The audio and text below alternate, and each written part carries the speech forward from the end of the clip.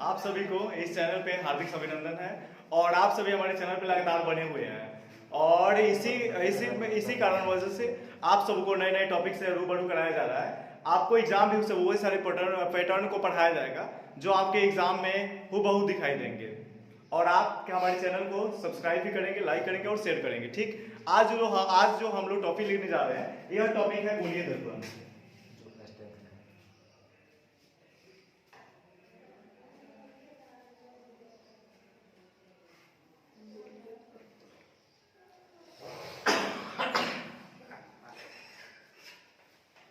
Spherical mirror, जो कि यह क्लास 10th और 12th दोनों के लिए ही काफी उपयोगी है। और इस चैप्टर में हम यह समझेंगे सबसे पहले कि गोलीय दर्पण होता क्या है। जैसे इस नाम से यह स्पष्ट है कि यह क्या है, एक प्रकार का गोला होता है। ठीक, जैसे आप लोग मैथ में पढ़े होंगे कि गोला होता क्या है, तो जैसे हम देख लेते हैं कि कैसा होता है, तो यह एक प्रकार का खोखले गोला होता है। ठीक, यह एक गोला हो गया। ठीक, इसे हम कह सकते हैं यह कैसा है, यह खोखला है, खोखला गोला। ठीक, और इसमें कंडीशन होता है कि इस खोखले गोले के कुछ ही भाग को क्या कर ली जाती है, काट ली जाती है। ठीक है, इस खोखले गोले के विलन को क्या क्या है, खोखले गोला जो होता है इसे कुछ भाग को काट ली जाती है। और कुछ काटे हुए भाग को, जैसे हम यहाँ पे क्या करें कि इस इतना भाग हम काट दिए। ठीक, और इस भाग को काट देने के बाद यह हमें इस रूप में प्राप्त हो जाता है। ठीक, और यह प्राप्त होने के बाद क्या कहता है, इसके जो कुछ भाग पे हम क्या कर देते हैं, कलई कर देते हैं। वह जो कलई हम करते हैं, यह कलई किसका करते हैं, या तो हम करेंगे चांदी का या करते हैं AgNO3 का। ठीक, अर्जेंटम नाइट्रेट का कलई करते हैं। तो सब यहाँ पे समझे हम कि गोलीय दर्पण होता क्या है। तो सबसे पहले इसे जानने के लिए गोला का एक खोखला गोला बनाया, खोखला गोला ले लेते हैं, उसके कुछ भाग को काट लेते हैं और काटने के बाद हमें यह देखते हैं कि उस काटे हुए भाग पे हम क्या करते हैं, कुछ ही भाग पे चांदी या AgNO3 का कलई कर देते हैं। और कलई करने से यह होता है कि इसके जो काटे हुए भाग थे, कलई करने के बाद जो प्रकाश आती है, यह प्रकाश क्या करता है, इसका परावर्तन करने लगता है। इसी को हम कहते हैं, ऐसे दर्पण को क्या कहते हैं, गोलीय दर्पण। अब इसके हम परिभाषा पे बातें करेंगे कि इसकी परिभाषा हम कैसे देंगे। तो यानी कि वैसे खोखले गोले जिसके कुछ भाग को काट देने के बाद उसके काटे हुए सतह पे हम क्या करते हैं, चांदी या AgNO3 का कलई करने के बाद उसके जो पृष्ठ होते हैं, जो तल होते हैं, वह प्रकाश का परावर्तन करने लगते हैं। ऐसे गोले को हम क्या कहते हैं, गोलीय दर्पण कहते हैं। ठीक, यहाँ तक हम समझे। अब इसकी थोड़ा सी परिभाषा पे हम बातें कर लेंगे कि इसकी परिभाषा हम किस प्रकार से डिफाइन करेंगे।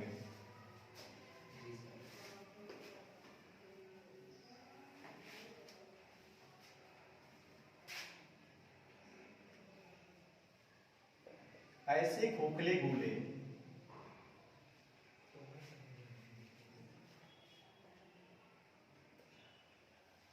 जिसके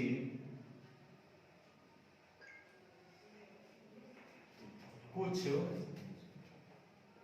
भाग को काटकर उसे चांदी या AgNO3 से कलई कर देते हैं।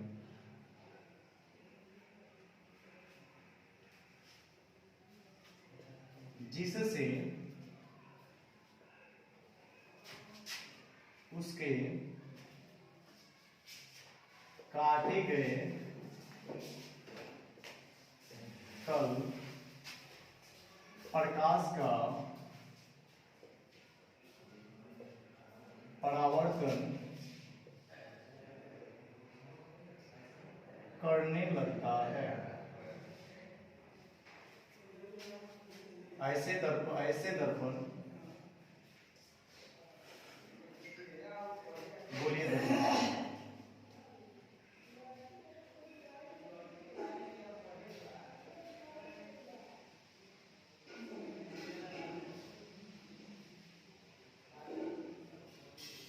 यहाँ पे देखिए हम गोलीय दर्पण का पूरा डेफिनेशन कंप्लीट। और इसके बाद हम देखते हैं कि गोलीय दर्पण तो यहाँ पे होगा, गोलीय जो दर्पण है उसमें परावर्तन जो होता है वो दो टाइप से होता है, दो प्रकार से होता है। और दो प्रकार में कैसे होता है, तो एक होता है कि उभरे हुए तल पे होता है, एक धंसे हुए तल पे होता है। जैसे हम किसी भी गोले के अगर कुछ भाग को हम काट देते हैं, जैसे यहाँ पे हम देखे थे कि यह क्या है, एक खोखला गोला है, इसके हम एक भाग को यहाँ से यहाँ काटे थे, अर्थात हमें यह भाग मिल गया। तो इसके भाग में हमें दो पृष्ठ दिखाई दे रहे हैं, एक तल जो है यह तल है यानी बाहरी तल है, और एक आंतरिक तल है। जब हम बाहरी तल को क्या करते हैं, जब बाहरी तल को रजदित कर देते हैं और एक का क्या करते हैं, जो आंतरिक तल है इसको कलई कर देते हैं, ठीक। तो यहाँ पे आपने देखा कि गोलीय दर्पण में क्या किया गया, एक इसके जब पृष्ठ को काटा गया, इसके कुछ भाग को काटने के बाद हमें मिल रहा है कि इसके कुछ भाग जो होते हैं दो पृष्ठ से बन गया। यहाँ पे इसे आंतरिक पृष्ठ कहते हैं, इसे बाह्य पृष्ठ कहते हैं। जब बाह्य पृष्ठ पे परावर्तन होने लगता है तो उसे हम कहते हैं उत्तल दर्पण। जब धंसे हुए पृष्ठ पे परावर्तन होने लगता है प्रकाश का तो उसे कहते हैं अवतल दर्पण। इसी आधार पे जो गोलीय दर्पण है इसे दो वर्गों में बांटा गया है, ठीक। किसके आधार पे, तो परावर्तन के आधार पे, यानी गोलीय दर्पण को जब कुछ भाग काटा गया, काटने के बाद जब उसमें AgNO3 और या चांदी का जब उसमें कलई किया गया, कलई करने के बाद यह पाया गया कि इसके दो भाग पे हमें कलई करना पड़ा। तो पहले जब किया गया बाहरी पृष्ठ पे, तो इसके जो बाहरी पृष्ठ था, उभरे हुए पृष्ठ पर जब प्रकाश का प्रवर्तन होने लगा तो इसे कहा गया कौन सा दर्पण, उत्तल दर्पण, ठीक। और इसके आंतरिक पृष्ठ को जब कलई किया गया, जब कलई करने के बाद देखा गया कि जो आंतरिक पृष्ठ था, धंसा हुआ भाग था, इस पे जब प्रकाश का परावर्तन होने लगा तो इसे कहा जाता है अवतल दर्पण। इस प्रकार हम देखें कि गोलीय दर्पण जो है यह दो प्रकार के दर्पण होता है, एक होता है अवतल दर्पण और दूसरा होता है उत्तल दर्पण, ठीक। एक एक करके हम दोनों के बारे में पढ़ेंगे यहाँ पे। जो गोलीय दर्पण होता है, गोलीय दर्पण दो प्रकार के होता है, ठीक। गोलीय दर्पण कितने प्रकार के होते हैं, दो प्रकार के।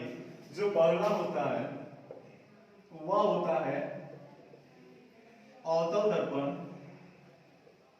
और दूसरा जो होता है यह होता है उत्तल दर्पण। एक अवतल होता है और दूसरा क्या होता है, उत्तल होता है। और इसमें जो कंडीशन बनते हैं, अब यहाँ पे हम समझेंगे कि अवतल दर्पण और उत्तल दर्पण तो समझ चुके हैं, बस थोड़ी बहुत परिभाषा की यदि बातें करें तो परिभाषा स्वयं से भी हम क्या कर सकते हैं और डिफाइन कर सकते हैं। कैसे करेंगे, तो अवतल दर्पण पढ़े, अवतल दर्पण देखे थे कि जो यह दर्पण है, यह जो दर्पण है यह कौन सा है, यह अंदर की ओर क्या किया गया है, कलई किया गया है। कलई करने के बाद हमें पता चला कि जब अंदर की तरफ कलई होगा तो यह कौन सा दर्पण होगा, अवतल दर्पण। और जिसके बाह्य पृष्ठ यानी उभरे हुए भाग को कलई कर दी जाएगी तो यह जो दर्पण होता है उत्तल दर्पण होता है। यानी जिस गोलीय दर्पण का जो आंतरिक पृष्ठ होता है, आंतरिक पृष्ठ को जब अर्जेंटम नाइट्रेट या चांदी से कलई कर दी जाती है तो उसे अवतल दर्पण कहते हैं। और गोलीय दर्पण के जिस भाग के बाहरी पृष्ठ को चांदी या AgNO3 से कलई कर दी जाती है उस भाग को उत्तल दर्पण कहते हैं। यहाँ तक हम पढ़े। और इसके बाद इसमें आता है कि अंतर क्या होता है, अवतल में और उत्तल में अंतर क्या होता है, जो कि बहुत ही इंपॉर्टेंट होता है एग्जाम व्यू से। अवतल दर्पण एवं उत्तल दर्पण में अंतर, अवतल और उत्तल में अंतर क्या होता है बेसिकली। तो इसके अंतर की जब बातें करें तो हम पहला जो अंतर कर लेते हैं, तो अंतर कुछ हमें यहाँ से भी दिख रहा है कि दोनों चित्र में अंतर हमें भी महसूस हो रहा है कि अंतर क्या है, एक का जो आंतरिक पृष्ठ कलई किया गया है और एक का बाहरी पृष्ठ किया गया है। तो आप अंतर में क्या देखेंगे, तो यानी जो पॉइंट आप बनाएंगे तो पहला पॉइंट आप सिंबल से भी बना सकते हैं कि जो अवतल दर्पण होता है इसकी जो कलई की जाती है वह कहाँ से की जाती है, तो आंतरिक भाग में की जाती है गोलीय दर्पण के। जो उत्तल दर्पण होता है इसका जो कलई किया जाता है वह गोलीय दर्पण के बाहरी भाग में किया जाता है, यानी उभरे हुए तल में किया जाता है। अब दूसरा यह कंडीशन हम देखेंगे, यह तो हो गया। तो जैसे यहाँ पे होता है कि जब ही प्रकाश पड़ती है दर्पण पे तो जिसके आंतरिक पृष्ठ से परावर्तन होता है उसे अवतल कहते हैं, और जिसके उभरे हुए पृष्ठ से रिफ्लेक्शन होता है, रिफ्लेक्शन होता है, परावर्तन होता है, उसे हम क्या कहते हैं, उत्तल दर्पण कहते हैं। दोनों में हमें यहाँ तक अंतर मिला। आप देखेंगे कि दोनों में हम कंडीशन यहाँ पे अवतल और उत्तल में आप आसानी से क्या कर सकते हैं, अंतर कर सकते हैं। तो दो बातें हमने सीखा कि गोलीय दर्पण होता क्या है, गोलीय दर्पण को कैसे हम देखते हैं। तो गोलीय दर्पण में जब वो क्या होता है, खोखले या भाग होता है, इसको हमने बड़े ही अच्छा से देखा। इसके बाद गोलीय दर्पण का प्रकार देखे किस आधार पे, तो परावर्तन के आधार पे। तो परावर्तन के अनुसार गोलीय दर्पण जो था वो दो प्रकार का होता है, उत्तल और अवतल होता है। और नेक्स्ट देखे थे उत्तल और अवतल दर्पण में अंतर थे, इसको अंतर आप आसानी से यहाँ से कर सकते हैं। नेक्स्ट जो हमारी बातें होगी वह होगा इसका यूज कैसे होता है, ठीक, यूज हम कहाँ करेंगे अर्थात इसका प्रयोग क्या कहाँ कहाँ करेंगे।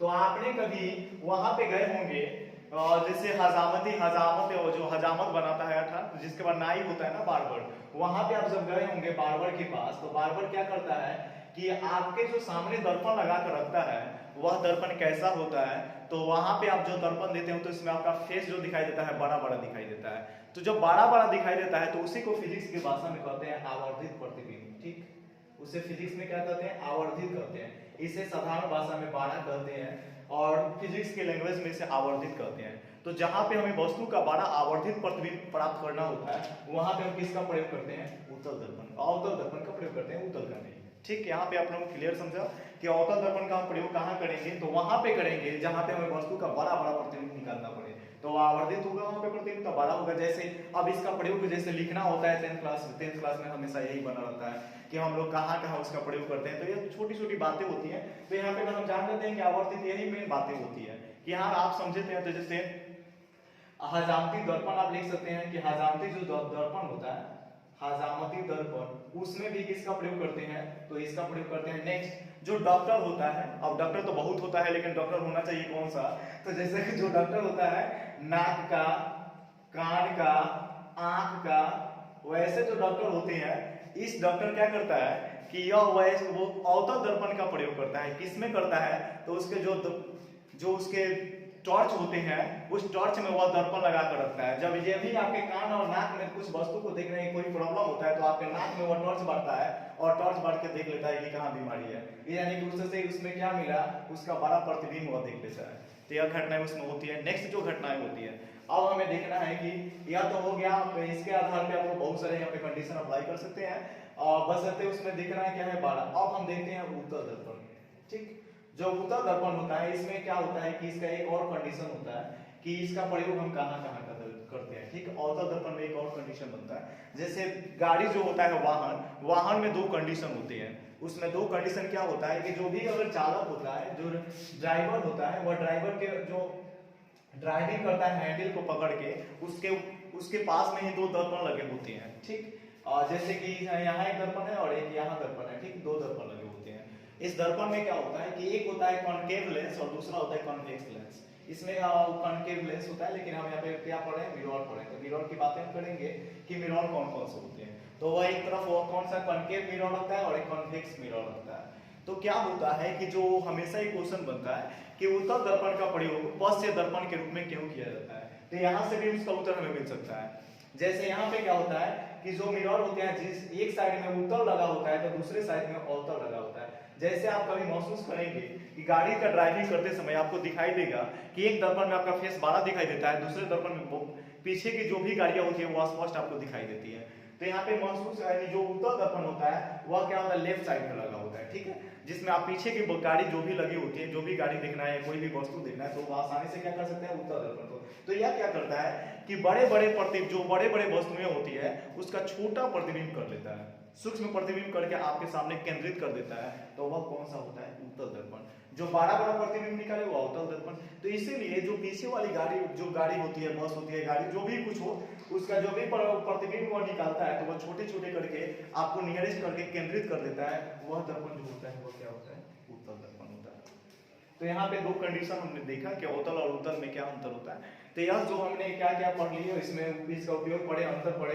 तो आप क्या करेंगे इसको लिखने की अब क्या आवश्यकता होती है कि समझना सबसे इंपॉर्टेंट होता है कि यदि हम लिखवा दें तो लिखने से ही नहीं होगा, आप समझते हैं तो बहुत ही बेहतरीन है कि आपकी सबकी परिभाषा लिख कर सकते हैं। तो यहाँ देखा कि गोलीय दर्पण यहाँ पे पूर्ण रूप से यह कंप्लीट हो गया कि गोलीय दर्पण क्या क्या होता है, गोलीय दर्पण कितने प्रकार के होते हैं, गोलीय दर्पण के परावर्तन के आधार पर कितने भागों में बांटा गया है। और इसके अलावा हम देखें कि इसका यूज कहाँ करते हैं, इसके अलावा हम देखें उत्तल दर्पण और उत्तल दर्पण में अंतर क्या होता है। यदि आपको किसी भी यहाँ पे इसलिए समझाने में यदि हमारी त्रुटि हुई हो, जहां भी आपको कोई भी प्रॉब्लम लगे तो आप कमेंट करें, या आपको जो भी लगे कि आगे नेक्स्ट जो हम वीडियो बनाए वो किस आधार पे बनाए, कौन से चैप्टर में आपको प्रॉब्लम है साइंस में, उसको हम लेकर आपके सामने बहुत जल्द ही प्रस्तुत होंगे। ठीक, आप क्या करेंगे, चैनल जो मेरा है उसमें ज्यादा से ज्यादा लोगों को जोड़ेंगे और बहुत कम समय में हम आपके सामने लाइव क्लास से मिलेंगे जिसमें आपको पूरे वर्ष के लिए मुफ्त शिक्षाएं दी जाएगी। ठीक है, आज के लिए बस इतना ही। Thank you, thanks lot.